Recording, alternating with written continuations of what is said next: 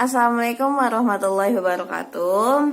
Hai teman-teman, kembali lagi bersamaku Syifa Hayati, mahasiswa bimbingan konseling Islam UIN Sunan Ampel, Surabaya. Nah, jadi kali ini aku akan ngejelasin materi tentang teknik pengumpulan data. Yang mana sebelum kalian meneliti suatu hal atau mencari informasi suatu hal, pasti kalian harus mengumpulkan data dong. Nah, di sini aku akan ngasih tahu kalian teknik-teknik apa aja ya ketika kita mau mengumpulkan data. Nah, di sini ada 4 teknik atau metode ya. Nah, apa aja sih guys? Jadi yang pertama itu ada wawancara. Nah, wawancara ini wawancara itu yaitu yang mana kita atau aku misalkan sebagai konselor, aku akan mengumpulkan data dengan cara interview kepada konselor atau klien aku. Nah, di sini wawancara atau interview itu terbagi dua. Yang pertama ada wawancara terstruktur dan ada wawancara tidak terstruktur. Nah, apa tuh perbedaan wawancara terstruktur dan wawancara tidak terstruktur?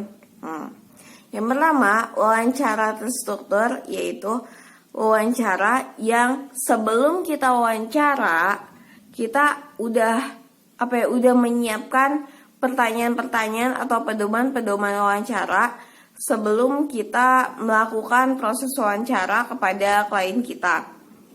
Misalkan kita udah nyusun nih apa aja pertanyaan yang ingin kita ajukan. Nah, jadi biar lebih terarah gitu. Misalkan kalian mau tahu tentang apa nih, nanya ya. Misalkan yang perlu kalian nanya nama, alamat atau gitu. Pokoknya kita udah siapin di list-listan atau kita udah ngereng-ngereng apa aja yang mau kita tanya-tanyain. Nah, itu wawancara yang terstruktur.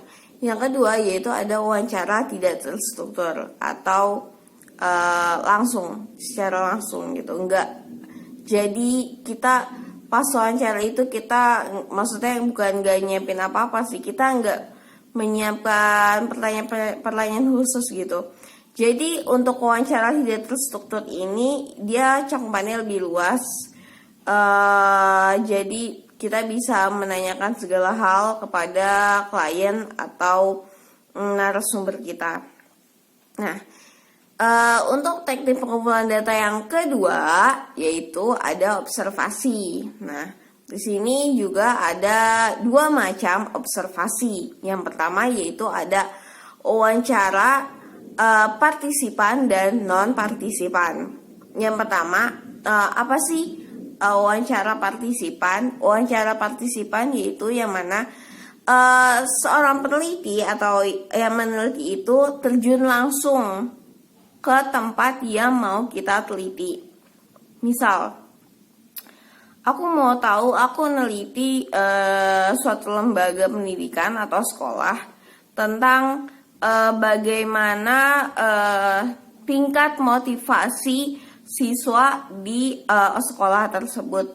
Nah, dengan cara aku terjun langsung, aku ngajar ataupun interaksi langsung dengan siswa-siswa di sekolah itu. Nah, itu untuk contoh dari observasi partisipan. Yang kedua yaitu ada observasi non partisipan, yang mana aku hanya mengamati dari jauh tentang sekolah tersebut. Entah aku bisa observasi secara online ataupun yang lain. Intinya aku nggak terjun langsung ke tempat yang ingin aku teliti gitu loh.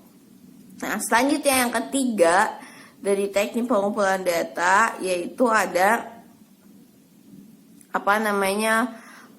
dokumentasi. Nah, di sini dokumentasi yang mana ketika kita mengumpulkan data pastinya nama zaman sekarang itu dokumentasi itu penting. Yang mana kita harus mengambil dokumentasi dari apa yang sudah kita teliti atau yang sedang kita teliti kayak gitu. gitu. Nah, untuk teknik yang terakhir, yaitu yang keempat, yaitu ada kuesioner atau angket.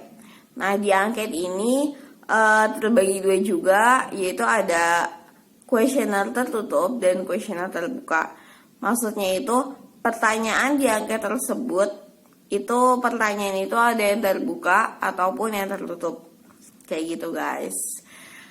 Oke, jadi itu aja materi yang kali ini yang bisa aku sampaikan kepada teman-teman untuk next time-nya. Jangan lupa ya, like, comment, and subscribe. Aku juga pingin banget nih sharing-sharing sama kalian guys. Kalian bisa komen di video di bawah ini ataupun kirim pertanyaan apapun lewat email aku. Aku seneng banget kalau misalnya kalian mau sharing-sharing bareng aku tentang hal apapun di luar medpen atau metodologi penelitian atau apapun. Atau mungkin bisa di bidang konseling kita sharing-sharing karena aku suka banget. Bye.